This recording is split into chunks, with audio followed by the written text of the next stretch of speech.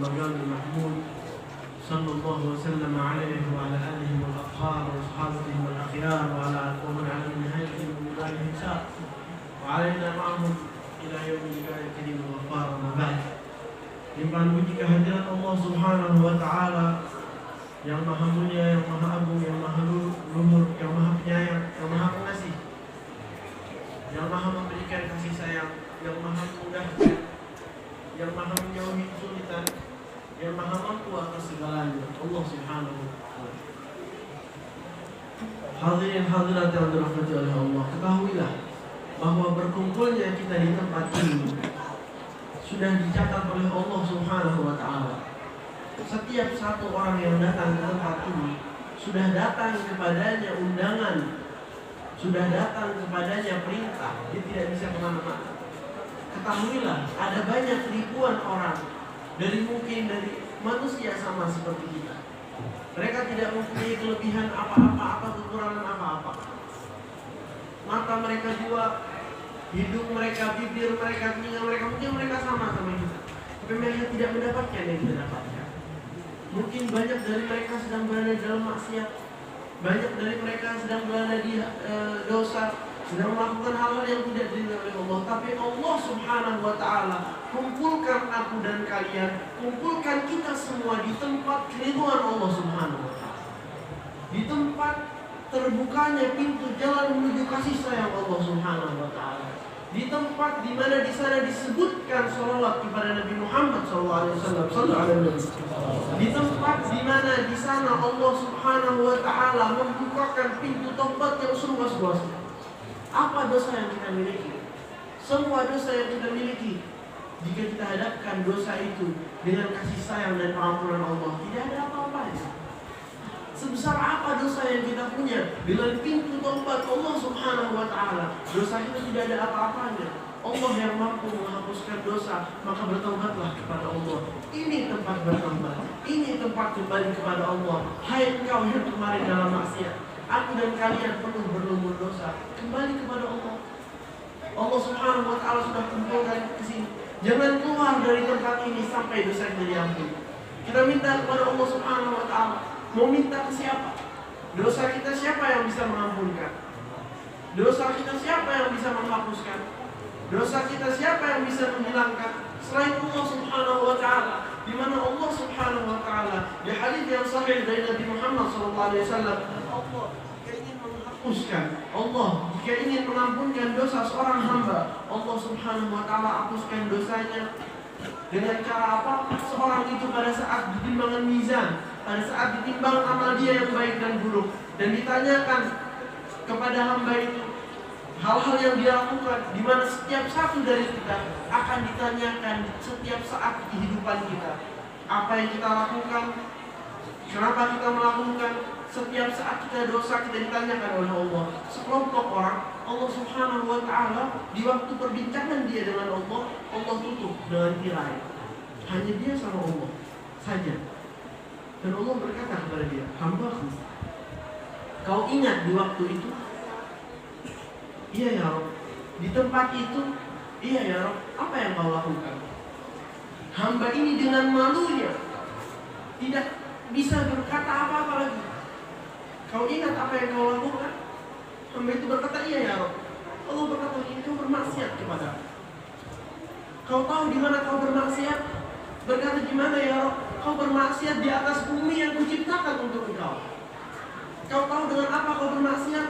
Dengan tubuh yang aku yang berikan, aku yang pinjamkan.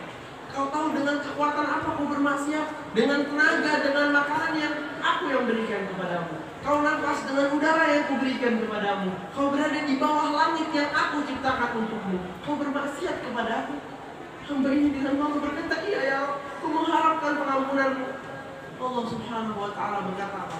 Aku sudah hapuskan itu dari engkau. Aku sudah ampunkan itu dari engkau. Dan para malaikat yang mencatat itu, aku hapus itu juga dari buku-buku para malaikat itu. Dan aku lupakan mereka tidak tahu itu. Dan itu hanya adalah antara aku dan engkau, hai hamba. Aku ampunkan itu, tidak ada yang mengetahui. Berdua sama Allah.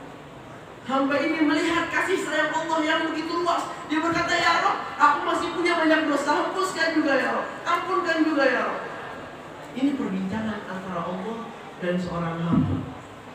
Ini perbincangan antara orang-orang yang sering bertaubat, orang-orang yang mau kembali kepada Allah. Kita semua bermaksiat, kita semua berdosa. Rasulullah SAW bersabda di hadis beliau, "Kullukum khata' wa khairul khata'in at-tawwabun." Setiap kalian adalah pendosa, setiap kalian banyak salahnya, tapi sebaik-baik atau yang terbaik dari orang-orang yang banyak dosa adalah yang banyak bertobat. Kembali kepada Allah, kembalilah kepada Allah. Terbuka pintu rahmat Allah Subhanahu wa ta'ala. Mau disayangi sama Allah. Nabi Muhammad berikan tipsnya, Ar-Rahimuna yarhamuhumur Rahman tabaraka wa ta'ala, irhamu man fil ardi yarhamukum man fis sama. Para penyayang itu disayangi oleh Allah. Sayangi yang di bumi, disayangi kalian sama yang di langit. Sayangi yang di sekitarmu, dari keluarga, dari tetangga, dari kerabat, orang tua, anak-anak, siapapun mereka yang berada di sekitarmu, rekan kerjamu, siapapun yang ada di dekat kalian, sayangi mereka. Sayangi dari hatimu betul-betul karena Allah, bukan menginginkan apa-apa. Sayangi mereka. Apa balasannya? Yarhamukum man fis sama. Dikasih sayangi kau sama Allah. Allah Subhanahu wa ta'ala, Nabi Muhammad SAW juga pernah bersabda di hadis beliau, "Kullukum iyalullah fa ahabbukum ila Allah anfa'ukum li'iyali." Kalian semua hamba-hamba Allah, dan yang paling disayangi sama Allah, yang paling banyak memberikan manfaat kepada hamba-hamba Allah yang lain. Kita mau diampuni dosa kita sama Allah. Saya berikan cerita salah satu sahabat Nabi Muhammad SAW. Seorang sahabat yang Nabi Muhammad SAW lagi ngobrol sama sahabat-sahabat yang lain. Karena sekarang akan masuk dari pintu ini seorang ahli surga. Ahli surga Firdaus. Tidak akan menyentuh tubuhnya api neraka. Datang, masuk sahabat ini. Masuk, dia tidak tahu apa-apa. Dia duduk. Melanjutkan pembicaraannya Nabi Muhammad SAW. Dan begitu terus. Sahabat bingung, apa yang dilakukan sama orang ini? Orang ini tuh ngapain? Kok bisa dia menjadi ahli surga tanpa masuk neraka sama sekali? Dari jaminan Nabi Muhammad SAW. Maka dia datang ke rumah orang tersebut. Diketuk, dia bilang, aku lagi ada masalah sama keluargaku. Aku gak bisa nginep di rumahku, aku mau nginep di rumahmu malam ini. Dia bilang, silahkan. Dia nginep di rumahnya. Malam pertama dilihat, bangunnya kapan ini orang? Dikira bangun dari tengah malam, sholat malam. Atau dikira banyak ibadahnya. Dia lihat, biasa-biasa saja. Bangun sebelum sholat fajar, sholat beberapa rakaat, sholat subuh seperti orang normal. Hari pertama, hari kedua, hari ketiga, dia bingung, ini orang ada apa? Ini orang ngapain? Kok bisa dapat jaminan surga dari Nabi Muhammad SAW? Hari ketiga ini orang sudah bingung. Dipanggil itu yang punya rumah. Setelah 3 hari tinggal di rumah orang itu, ditanya, kamu ini ngapain sih? Pada aslinya itu aku gak ada masalah sama keluarga aku. Cuma aku penasaran, pada saat kamu masuk ke dalam masjid, waktu aku bersama Nabi Muhammad SAW, Nabi Muhammad bilang akan masuk orang yang diridhoi oleh Allah Subhanahu wa ta'ala, orang dari ahli surga. Maka kau masuk, aku bingung, apa yang kau lakukan? Dikata orang ini, aku tidak punya amal apa-apa. Amalku satu saja. Satu saja. Ingat amal ini baik-baik. Sebelum aku tidur, aku berpikir, merenungkan semua hal yang terlintas di waktu siang. Di waktu malam hari sebelum aku tidur, dari aku bangun tidur, oh aku melakukan begini. Semua orang yang melakukan kesalahan kepada aku maafkan mereka. Semuanya. Aku tidur, hatiku ini bersih. Hatiku bersih, aku tidur, hatiku tidak membawa benci sama siapapun, dendam sama siapapun, apapun masalahnya, aku maafkan. Setelah itu aku tidur, begitu setiap malam. Itu amalnya. Dia bin Salim, hatinya bersih. Memaafkan hamba-hamba Allah. Allah balas, Allah maafkan orang itu. Sampai ada satu cerita di hari kiamat, di waktu orang-orang ditimbang amalnya masing-masing. Ada 2 orang yang mereka bertemu, saling mencari, karena pada saat itu timbangan amal dan timbangan dosa. 3 amal yang lebih banyak, baik dia masuk neraka, 3 amal yang buruk dia masuk surga. 1 orang dia sudah hampir masuk surga, kurang 1 pahala. 1 pahala lagi dia masuk surga. Kalau nggak ada 1 pahala itu, dia mau nggak mau masuk neraka. Dia bertemu sama 1 orang lagi yang dia cuma punya 1 pahala, yang lain dosa. Habis bertemu orang ini ngomong, kamu kan punya 1 pahala, kan dosamu kan banyak. Kamu punya pahala, nggak punya pahala, tetap masuk neraka. Sini pahala kamu 1, jadi aku bisa masuk surga. Orang yang bilang, ya sudahlah, aku memang pasti ahli neraka, dosa banyak, gak pernah ibadah, pahala yang satu, ini satu-satunya yang pahala yang dia punya, diberikan ke kawannya. Ini kau ambil, kau masuk surga. Karena aku memang pasti dari ahli neraka, diberikan. Sampai itu balik kepada Allah, ya Allah, aku punya pahala di satu, aku udah mau masuk surga. Allah SWT tanya, dari mana kau dapatkan itu? Aku dapatkan dari dia ya Allah, dia cuma punya satu pahala. Dia punya satu pahala, dia memberikan kepadamu. Dia bilang, dia memberikan kepadamu, berlaku dermawan kepadamu. Dan aku yang maha dermawan, aku lebih berhak dermawan kepada kalian semua. Masuk kalian berdua surga. Allah Subhanahu wa Ta'ala punya kasih sayang, punya rahmah, membawa rahmah. Nabi Muhammad SAW, contoh yang paling mulia, contoh yang paling agung. Satu orang pemabuk, kerjaannya mabuk. Dari sebelum ayat mabuk diturunkan ayat pertama yang menyebutkan bahwa minuman pemabuk itu tidak bagus karena diharamkannya minuman keras itu bertahap. Setelah itu banyak para sahabat meninggalkan. Ini orang tetap mabuk terus. Sampai setelah itu Allah SWT turunkan larangan lagi, dilarang mabuk di waktu sholat. Jadi waktu sholat tidak boleh lagi mabuk, karena waktu mereka sholat kalau mabuk itu bacaannya salah-salah. Jadi artinya berantakan.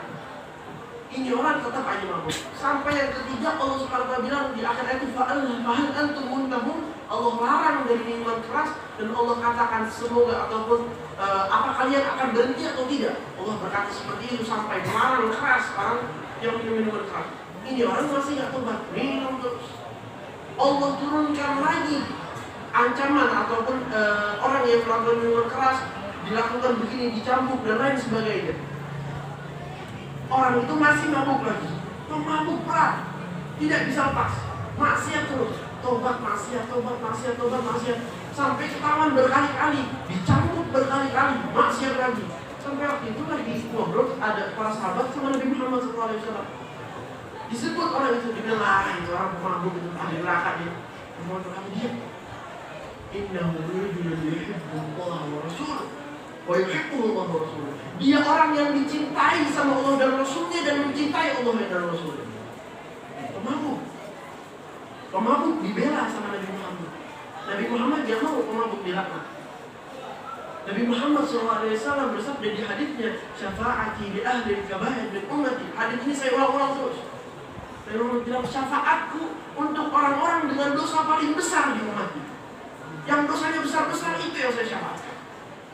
Nabi Muhammad SAW kasih sayang tinggi. Mau atau tidak jadi golongan mereka. Mau atau tidak jadi seperti sahabat Nabi Muhammad itu. Mau atau tidak menjadi sahabat yang dikasih kata Nabi Muhammad pasti ahli surga. Penyayang, rasa kasih sayang harus kita bawa kepada semua orang. Kepada yang memusuhi kita kasih sayang. Kepada teman kita kasih sayang. Kepada siapapun, kepada hewan, kepada binatang, kita harus kasih dia rasa kasih sayang. Contoh, salah satu contoh mungkin Nabi Muhammad SAW waktu keluar berperang dengan para sahabat. Peperangan panas pertama, yang dimaksud peperangan betul yang pertama antara Nabi Muhammad SAW dengan para sahabat itu perang Badar. Nabi Muhammad membuat saf-saf para sahabat. Mereka 313. Dan orang kafir melebihi 3.000 pasukan dengan senjata lengkap. Orang muslim punya 3 kuda. Mereka saf semua kuda. Orang muslim mempunyai beberapa pedang. Yang lain mereka bawa alat-alat cangkul dan lain sebagainya. Gak seimbang. Dan Muhammad bilang apa? Tidak boleh kalian memukul yang tidak bersenjata, tidak boleh dilawan. Kalau dia angkat tangannya, tidak boleh dilawan. Perempuan tidak boleh dilawan. Anak kecil tidak boleh dilawan. Yang sudah lari tidak boleh dikejar. Sahabat bingung, ya Rasulullah, ini kita mau perang? Apa mau camping jalan-jalan? Yang lari tidak boleh dikejar. Orang senjatanya jatuh kagak boleh dibunuh. Orang minta ampun, minta tolong kagak boleh kita serang. Anak kecil perempuan tidak boleh diserang karena Sayyidina Ali pun beliau dari umur 15 tahun sudah mulai berperang. Jadi dia boleh merangi kita nggak boleh dong. Para wanita banyak yang ikut berperang, tidak boleh. Mereka itu tidak boleh dilawan kata Nabi Muhammad SAW. Bingung sahabat. Selesai sebelum mereka bersatu, maksudnya peperangan itu maju. Yang lalu bilang, jangan maju sampai mereka maju duluan. Jangan mulai serang sampai mereka serang duluan.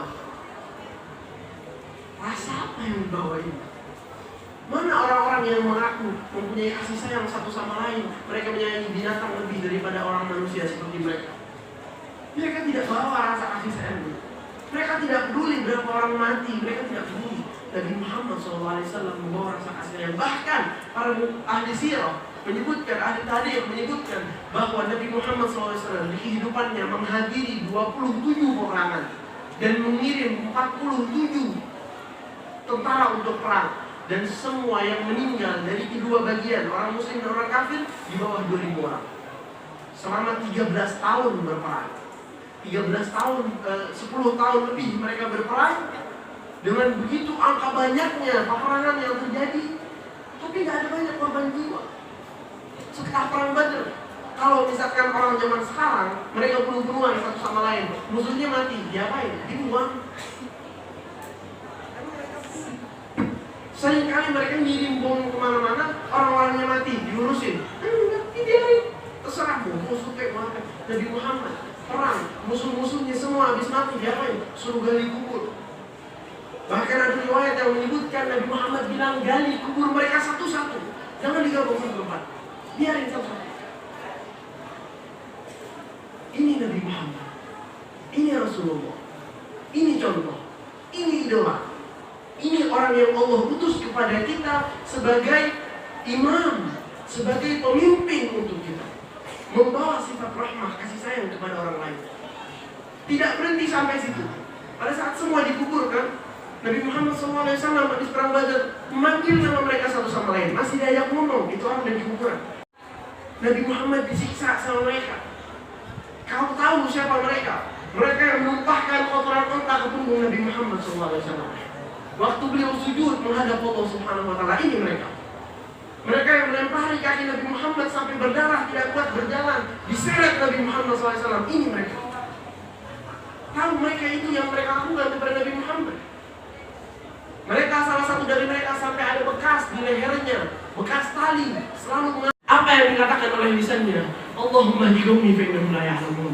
Wahai Allah, beri hidayah kaumku, mereka tidak tahu. Wahai Allah, beri hidayah orang-orang yang mengejarku ini ingin membunuhku. Beri mereka hidayah ya Rabb. Jangan siksa mereka ya Rabb. Allahumma hidumni fa innahum la ya'lamun. Wahai Allah, beri hidayah kaumku, mereka tidak tahu. Ya Rabb, jangan siksa mereka, mereka tidak tahu kebenaran. Ampuni mereka ya Rabb. Ini Nabi Muhammad. Ini sosok panutan. Ini sosok yang pantas kita tiru. Ini yang pantas kita idolakan. Hadirin hadirat yang dirahmati oleh Allah. Sekarang kita lihat mana kasih sayang yang ada di hati kita.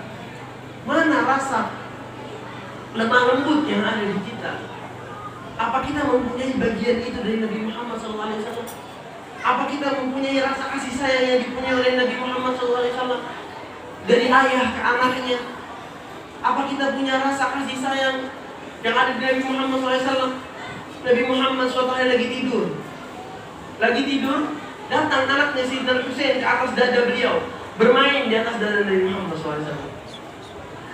Setelah itu anak ini karena dia masih balita, dia kencing seperti anak-anak biasanya, dia tidak tahu.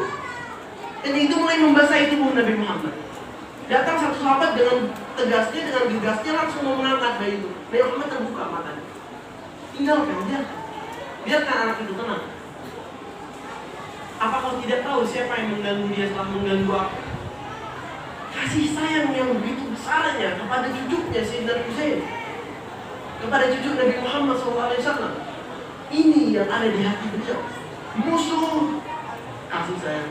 Salah sahabat Nabi Muhammad SAW, pembantu beliau, kalau tidak salah dia Sayyidina Abu Hurairah, dia membantu Nabi Muhammad SAW selama 10 tahun sampai Nabi Muhammad wafat. Dan Nabi Muhammad hijrah ke Madinah, ibunya datang, ya Rasulullah, aku tidak punya apa-apa, aku berikan kepadamu anakmu ini, mungkin dia bisa membantumu di urusan-urusanmu.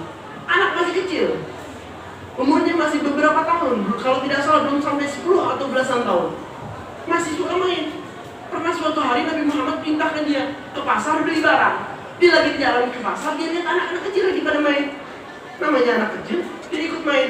Dia main. Uang yang Nabi Muhammad berikan ini, beberapa riwayat menyebutkan uangnya hilang. Dia lagi main, dia sibuk main dari pagi sampai sore hari. Nah, di mana orang ini dari pagi Suruh pergi ke pasar, balik lagi. Nabi Muhammad keluar jalan ke pasar. Di jalan ke pasar melihat udah sore hari, ini anak mukanya udah kumal, penuh tanah, lagi main. Datang langsung ditutup matanya dari belakang, dikagetin sama Nabi Muhammad. Kalau orang seperti kita, anak kita atau pembantu kita begitu, kita datang mungkin kita marahi, kita pukul, kita bentak-bentak. Beliau diajak bercanda, langsung datang dari belakang, ditutup matanya anak itu. Dia bingung. Dia langsung berkata, oh, dia mencium wangi Nabi Muhammad SAW. Dia langsung tahu itu Rasulullah. Dia berkata, waktu aku tahu itu Rasulullah, langsung aku gesek-gesekkan tubuhku ini ke tubuh Nabi Muhammad SAW. Mengambil berkah dari beliau. Nabi Muhammad berkata langsung terlihat, siapa yang mau membeli dari Muhammad ini? Ini aku mau jual aja udah nih, nggak ada gunanya nih. Bercanda. Berkata orang ini, nggak ada yang mau beli aku ya Rasulullah, aku nggak ada harganya. Jawab oleh oleh Nabi Muhammad SAW, kau berharga di sisiku. Kau berharga di sisiku. Ditanya, ayo mana barangnya? Aku lupa ya Rasulullah. Kembali ke rumah Nabi Muhammad SAW sambil bercanda tertawa. Dia berkata 10 tahun aku di rumah Nabi Muhammad menjadi pembantu Rasulullah SAW, sekalipun tidak pernah dibentak.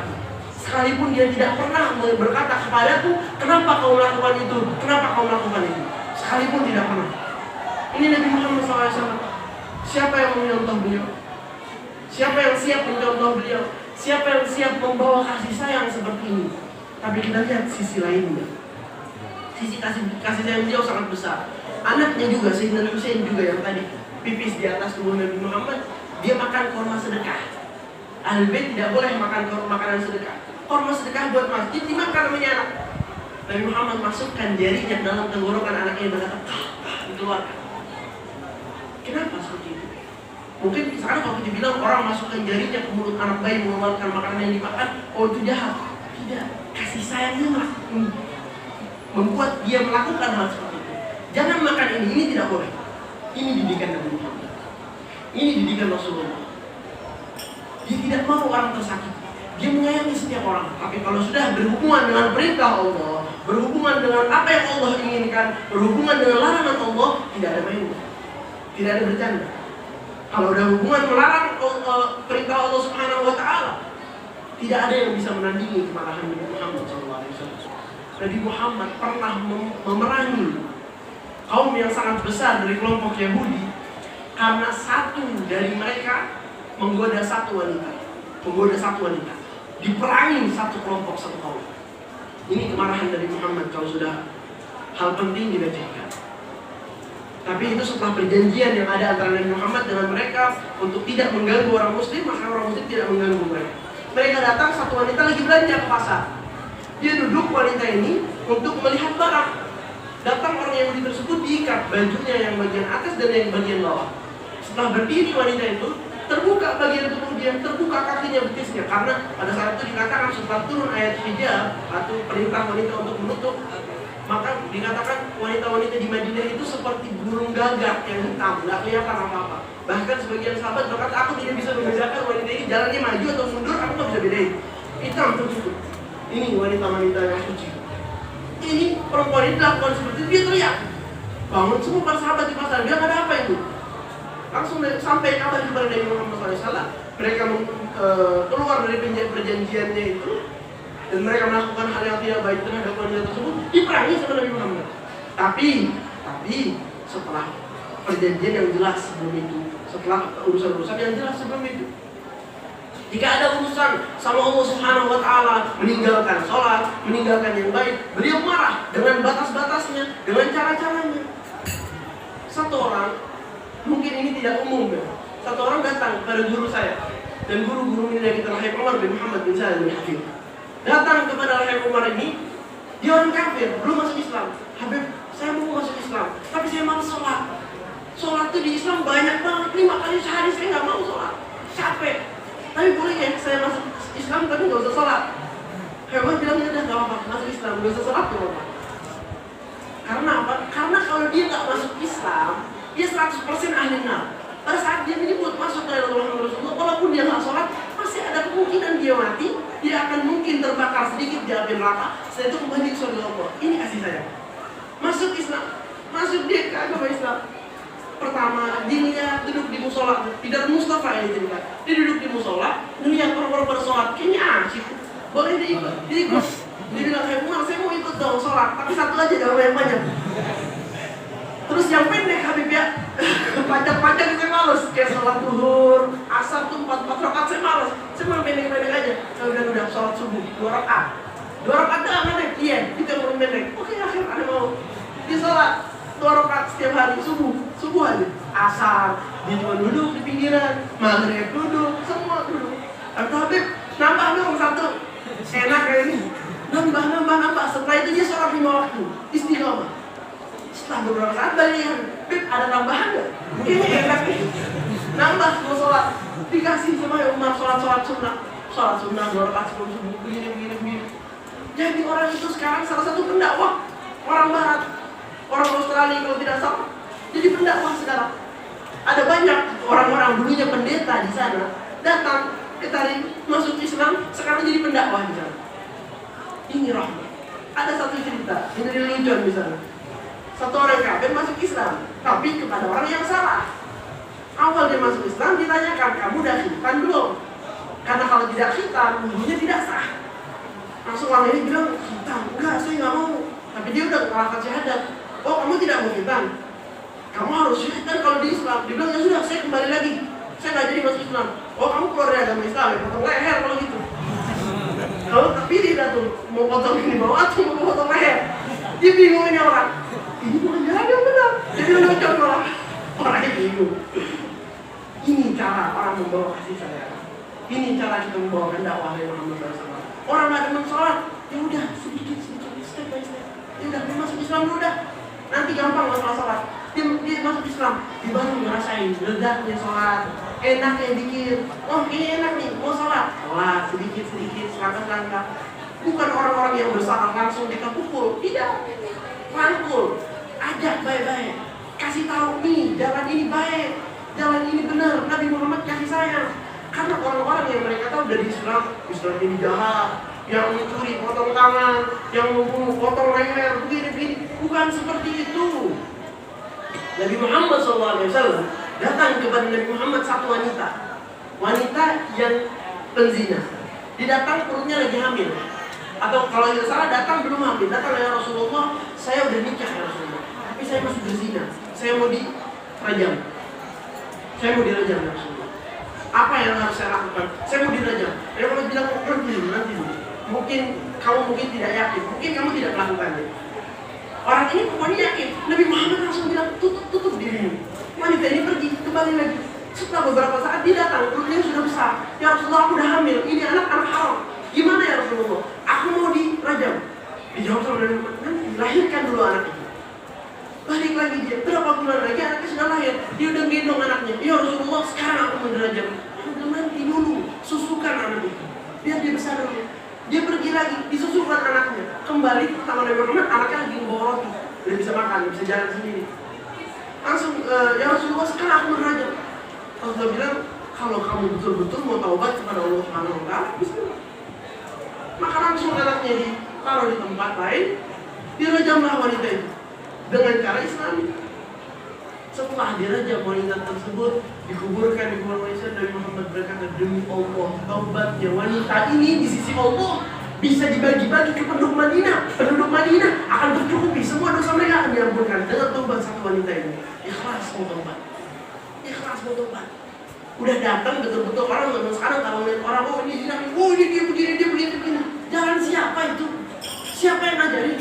Dari mana dapatnya Islam yang dimaki? Dari mana dapatnya? Anak tanya, siapa contoh kita? Nabi Muhammad SAW, sama Nabi. Orang yang datang dia betul-betul bersalah, sampai hati dulu, tutupi dulu.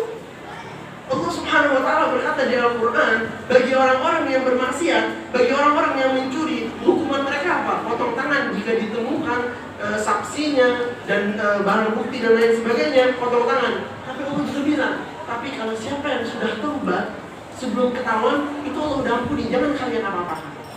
Allah yang bilang. Tapi nggak ada tuh yang bilang di media gitu. Mereka bilang potong tangannya doang. Orang yang melakukan begini merusak, membuat kerusakan, perintahnya apa ya? Dibunuh. Tapi Allah bilang kalau dia taubat, minggu berikan takdir alaihim. Allah SWT, sebelum kalian mampu menurunkan menghancurkan ataupun melakukan membunuh mereka itu, fa'lamu Allah ketahui Allah Maha Pengampun, biarkan dia udah tobat. Jadi kalau orang berdosa datang kita minta tobat, ya Allah, saya ini banyak maksiat begini. Oh, itu ngelakuin begini harus begini dulu. Oh, itu mencuri harus begini dulu. Gak gitu aja Nabi Muhammad. Gak gitu jalan Nabi Muhammad. Datang kepada Nabi Muhammad, Sayyidina Khalid bin Walid. Kita tahu nih pedangnya Allah, singanya Allah.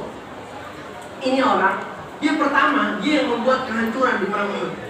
Di perang Uhud sebabnya umat Islam atau sebabnya kelompok Nabi Muhammad terbunuh dan kalah sebabnya dia. Dan dia datang kepada Nabi Muhammad sambil bawa kalungnya, pakaian mereka yang mewah, dilepas semua alat-alat dia, cincin dia, kalung dia semua dilepas. Dia Allah, saya mau bertobat. Ini orang sebab dia puluhan sahabat meninggal. Apa yang Nabi Muhammad bilang? Oh, kamu nih jahat itu. Diterima tobatnya Nabi Muhammad sama Nabi Muhammad SAW. Disuruh dikasih keringanan dalam urusan sholat dan lain sebagainya, dikasih keringanan pelan-pelan dulu. Orang yang baru masuk Islam, dari salah satu orang-orang yang berhak diberikan zakat itu al-mu'allaf qulubuhum. Orang mu'allaf yang baru masuk Islam itu berhak dikasih duit zakat. Biar dia pelan-pelan, dia tahu kasih sayang Islam kayak gimana. Ini Islam yang benar. Tunjukin ini Islam kepada orang-orang. Ayo, tunjukin Islam. Sekarang kalau orang ngomong Allahu Akbar, orang jadi pada ngeri. Tahu kata Allahu Akbar itu dipakai sama sahabat, sama Nabi Muhammad buat nunjukin kasih sayang Allah kepada orang-orang. Bukan nunjukin kemarahan, tidak. Orang-orang salah paham sekarang. Guru-guru kita tidak ada yang ngajarin kita untuk kasar. Mereka kasar di waktunya kasar, kita harus tegas. Islam gak ada main-main. Kalau sudah urusan Islam ada yang gak benar, kita gak main-main. Tapi kita harus kuat. Nabi Muhammad sudah diganggu, Nabi Muhammad sudah dicaci maki. Sekarang ulama diganggu, dicaci maki, kita harus kuat. Kita harus kuat, bawa kasih sayang, tunjukin ke mereka. Ayo lu ganggu gue tahu dulu idola gue Nabi Muhammad juga ganggu gue, jadi gue sama sama dia. Gitu. Salah satu orang ditarik, gurunya Al-Habib Umar bin Hafid. Gurunya Al-Habib Umar namanya Habib Umar. Gurunya lagi namanya Al-Habib Muhammad Al-Haddad. Dia ini dakwahnya di satu tempat orang Badui, orang dusun. Dia lagi dakwah, atau dia ngirim surat ke temannya. Jadi teman saya ini sekarang dakwah mulai ada banyak gangguan, sihir dari sini dari sana. Orang berusaha ngelukain saya, orang berusaha membunuh saya. Bagaimana ini? Orang itu bilang alhamdulillah. Dari dulu tuh anak takut dakwahnya itu nggak ikhlas. Tapi setelah anak dengar orang-orang mulai ganggu itu, anak yakin itu ikhlas. Begitu. Zaman sekarang kalau orang dakwah gak ada yang ganggu, berarti gak ikhlas. Tapi kalau dia ikhlas, pasti ada yang ganggu. Nabi dari yang pertama sampai yang terakhir, semua diganggu. Nabi Nuh alaihissalam, ya kalau dia ngomong ke kaumnya, Allah sebutkan di Al-Quran, mereka tutup telinga mereka. Nggak mendengar. Gak berhenti sampai situ. Mereka ambil baju mereka ini, mereka tutupkan wajah mereka. Begini. Tutup telinga, tutup muka. Gak mau dengar, gak mau lihat. Bahkan pernah Nabi Nuh alaihissalam waktu menekankan kepada kaumnya dakwahnya, dipukuli hampir dibunuh. Sampai dia pingsan, ditinggal di pinggir jalan. Dia bangun dari pingsannya, langsung kembali ke kaumnya lagi mengajak lagi. Ini Nabi Nuh. Setelah itu Nabi Hud, begitu juga Nabi Saleh, begitu juga Nabi Ibrahim, begitu juga semua Nabi ada disiksa. Nabi Muhammad paling kencang siksaannya, paling gede rahmatnya. Masa kita nggak mau digodain orang? Kalau orang nggak godain kita, berarti nggak payah dia nggak benar. Tadi nggak ikhlas. Mulai ada orang godain, kita senang. Oh, alhamdulillah, mulai ikhlas. Mulai dicek, ayo rahmat kasih sayang kita gimana? Guru kita Habib Mundir, beliau saya tahu banyak orang yang fitnah, bilang begini, bilang begitu, bikinin begitu, bikinin begini. Balasnya dengan apa? Dicaci maki di podium, balasnya dengan apa? Sampai ada satu cerita, satu orang yang dia ustadz juga, tapi ada masalah. Dia ini nyaji Habib Mundir terus, kerjanya nyaji. Lagi khutbah Jumat, dia nyaji.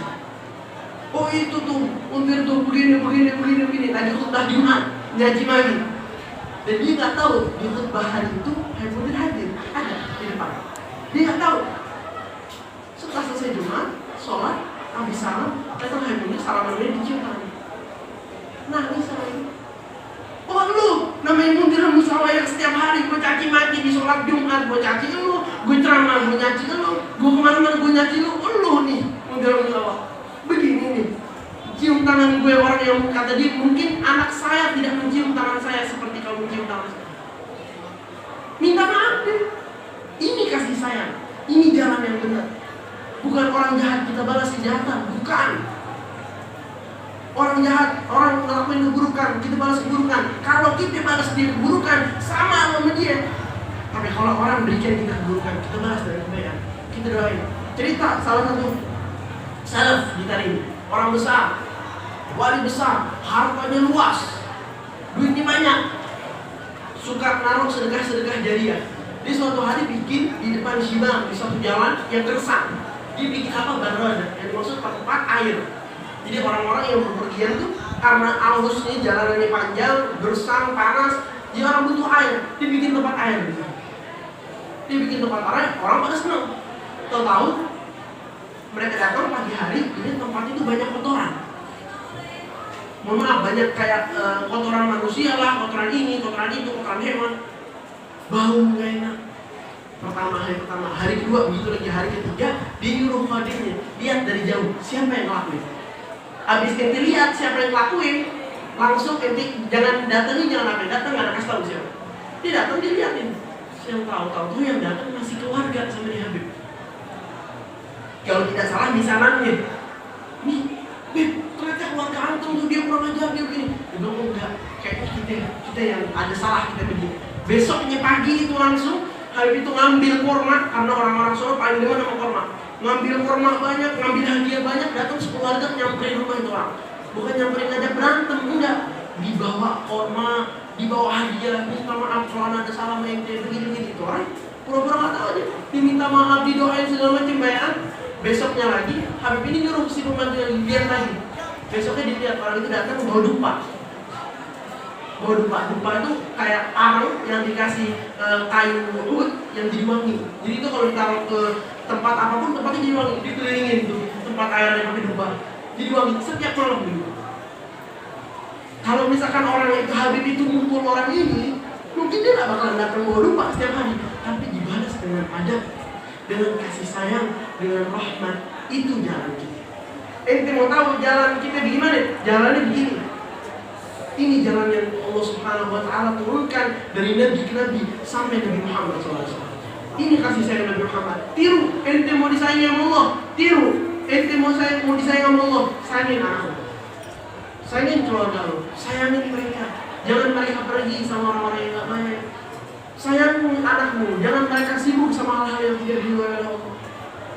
Sayang itu bukan cuma ngasih duit doang, ajak mereka, didik mereka. Sayangin saudaramu yang masih terjerumus dalam dosa, kasih nasihat. Siapapun dari keluarga kita, kerabat kita, beri mereka, kasih tahu mereka ini rahmat. Ajak ke majelis taklim, jangan sendirian, ada teman ajak. Dia misalkan demennya main, demennya apa, nggak mau pakai peci, kan banyak orang begitu. Maunya pakai celana, nggak apa-apa datang majelis taklim. Emang kenapa masalah nggak pakai peci?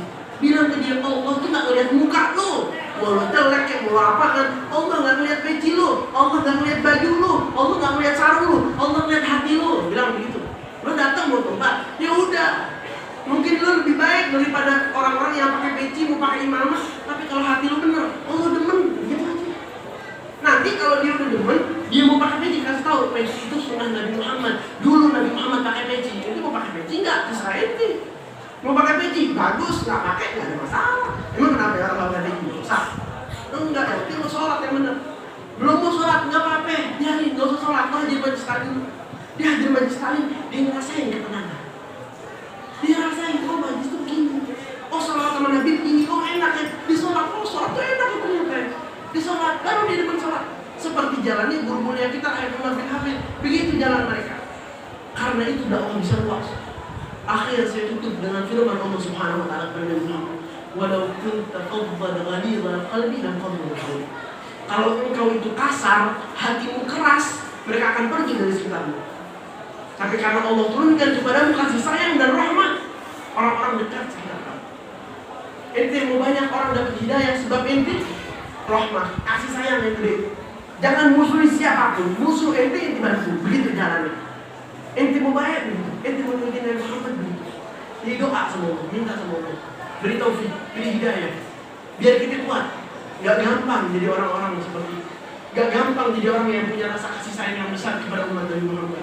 Gak gampang kita jadi orang-orang yang bisa meniru sifat-sifat Nabi Muhammad. Allahumma saffi qulubana insyaallah wa nadina an wajhil khizyi al-awali. Allahumma shfi marwana, afi mubtalana, aslih khafina badina ya rabbana ya wahid. Wahai Allah, ampuni dosa kami. Wahai Allah, beri kami taufik. Wahai Allah, beri kami taufik, beri kami hidayah, menjalani sunnah-sunnah Nabi Muhammad, menjalani sunnah-sunnah Nabi Muhammad, melakukan apa yang Engkau perintahkan, melakukan perintah-perintahmu, menjalani sholat lima waktu, memberikan zakat, melakukan kewajiban-kewajiban, menjauhi larangan ya Rabb, menjauhi maksiat ya Rabb, menjauhi dosa ya Rabb. Ya Allah, di waktu-waktu yang lampau, mungkin kami terjerumus melakukan dosa, melakukan maksiat, ampuni dosa kami ya Rabb. Siapa yang bisa mengampuni dosa selain Engkau? Siapa yang bisa menghapus dosa selain Engkau? Engkau yang maha menghapus dosa, Engkau yang menghapus dosa dari kitab-kitab kami, Engkau yang melupakan dosa itu dari para malaikat ya Rabb. Maka ampuni dosa kami, kerabat kami, teman-teman kami yang masih terjerumus dalam dosa. Beri mereka hidayah, beri mereka hidayah, beri mereka hidayah. Dari umat Nabi Muhammad SAW yang terkena penyakit, angkat penyakit mereka ya Allah. Angkat penyakit mereka ya Allah. Jauhkan penyakit itu dari kami ya Allah, dari keluarga kami, dari anak-anak kami, dari orang tua kami, dari tetangga kami, dari orang kota kami, dari orang negeri kami, dari semua umat Nabi Muhammad, dari semua manusia ya Allah. Dengan kemuliaan-Mu, dengan kemuliaan Nabi Muhammad SAW. Wahai Allah, mungkin dari keluarga kami, tetangga kami, saudara kami belum tahu nikmatnya zikir, belum tahu nikmatnya sholat, belum tahu nikmatnya majlis ta'lim. Beri mereka hidayah, beri mereka hidayah, beri mereka hidayah. Allahumma shalli wa sallim ala sayyidina Muhammadin nurika syarif wa madadika jari wa ijma'ni bihi fi kulli atwari wa ala alihi wa sahbihi sallim ya nur. Wahai Allah, mungkin kita juga belum tahu ya lezatnya munajat. Mungkin kita belum tahu ya Rabb, mungkin kita belum pernah memandang kepada wajah Nabi Muhammad SAW ya Rabb. Beri kita taufik. Ya Rabb, kita mau melihat wajah Nabi Muhammad. Ya Rabb, kita mau mimpi Nabi Muhammad, melihat Nabi Muhammad, wajah beliau yang indah, memegang tangan beliau yang lembut, berbicara dengan beliau. Wahai Allah, Engkau yang mampu memberikannya. Wahai Allah, Engkau yang mampu memberikannya. Wahai Allah, berikan kepada kami. Wahai Allah Subhanahu wa ta'ala, jauhkan musibah dari kami, jauhkan hal-hal buruk dari kami. Allahumma saffi qulubana 'ala syawa'ib wa raj'al mujibal khizyi fil 'awaqib. Allahumma inna bil ibadi wal bilad min al-la'wa wal jawri wal dhanki wa safki ad-dima wa istinabil amwal wa jahil al-'arab ma la nashkuruhu illa ilaik. Tarhamu anna bi rahmatika ya arhamar rahimin, ya arhamar rahimin, ya arhamar rahimin. Kita doakan juga untuk saudara-saudara kita yang sakit dengan musibah, Allah angkat musibahnya. Kita doakan untuk panjang umur, sehat walafiat, untuk Habib Mustafa Al-Attas, Kiai Haji Imam Ghazali, dan juga Kiai Haji Abdullah Syarif, juga Ustaz Syarif, juga Ustaz Hussein, juga Ustaz Haji Aminuddin, dan juga Ustaz Muhyiddin, dan juga semua orang-orang yang baik, orang-orang yang mulia, panjang umur mereka dalam sehat walafiat, dalam kemuliaan. Juga guru kita Habib Mundir Musawa, angkat derajatnya di sisi ini, jauhkan dari segala keburukan, jadikan kita murid kebanggaan mereka ya Allah. Jadikan kita jadi murid kebanggaan mereka ya Allah, membantu dakwah Nabi Muhammad dengan kasih sayang, dengan kelembutan. Wa ala man wasalafu salih wa ala man wasalli syai'an wa la yubarfi khalqa afiyah wa ila hadratin Nabi Muhammad sallallahu alaihi wasallam. Al-Fatihah.